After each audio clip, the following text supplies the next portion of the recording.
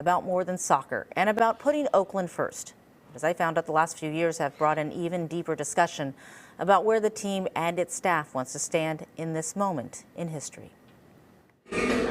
For Jordan Farrell and Nana Atakora, Black History Month is about both reflecting on history and making it. So if I could be that positive, person that a young black kid looks up to, I'm going to be there because that's what I needed in my life, right?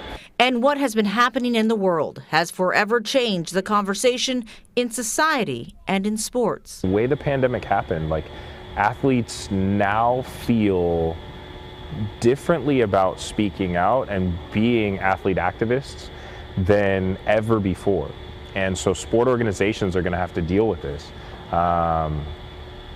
in a way that they never have. I first met these two men back in February of 2020. The second season for the Oakland Roots was about to start.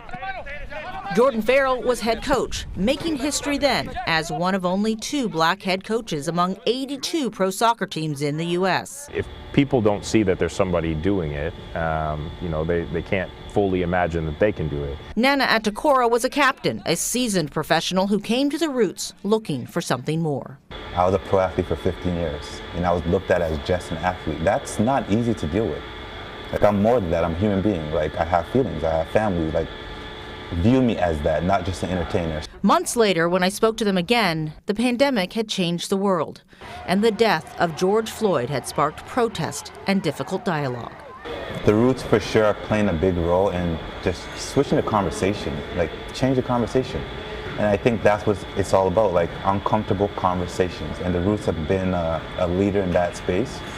And it's great to see other teams following what the Roots are doing. Now, almost 2 years later, much has changed for the world and for these two men. Atakora retired and is now the director of player personnel. Jordan Farrell is now technical director. Yes, we are making history. We are really breaking those boundaries. I think that's, for me, was one reason to step into the technical director seat.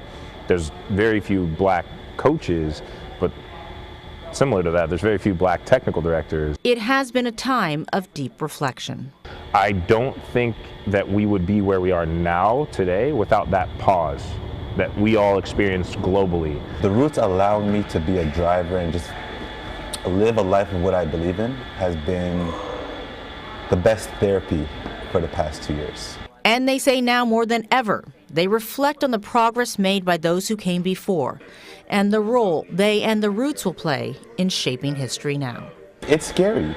It's a scary thing to speak up sometimes, right? But if you believe in something as much as I believe in it, I think that's the responsibility of generations before to teach generations afterwards, always. Well, the Oakland Roots will play their first game in their second year in the USL on March 12th. Their first home game will be on Saturday, March 26th. Makes me want to go out and see one of those games. Oh, fantastic. It's a Oakland local thing that a lot of people have pride in, Mike. Yeah, I agree, and it's a great topic, athletes and activism.